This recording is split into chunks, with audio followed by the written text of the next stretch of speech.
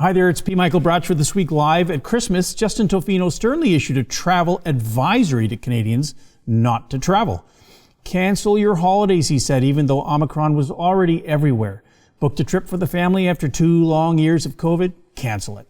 And who's going to pay? Not the airlines or travel insurance. Sorry, it's just an advisory. No big deal, says Justin, because he doesn't get it. You see, Justin's first ethics conviction as Prime Minister was for letting a billionaire pay for his holiday.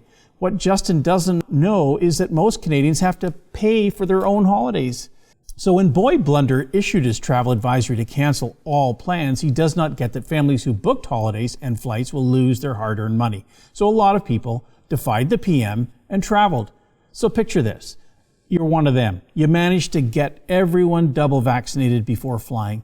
You pay to get your kids and family to swab negative with a PCR test before leaving the country. You get to the airport, check in and remove your shoes and jacket and remove your belt and separate your laptop and phone in separate COVID-laden bins with toiletries in a bag, none of which exceed 100 milliliters, and get sniffed by the funny machine and swab for explosives. You get to your holiday, you relax for a few minutes, and then it's back to the polar vortex, and you do it all again. Getting tested negative, of course, abroad before getting on board the plane. You take off, you get home, and you're safe, right? No, not so fast. As a penalty for not listening to the advisory, Justin and his Health Minister Duclos tacked on a little surprise for Canadians: the random airport test.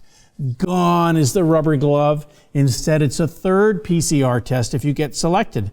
And after the test, you are handed a Quarantine Act order to go home and stay home under the threat of jail or fine until they get around to telling you the results.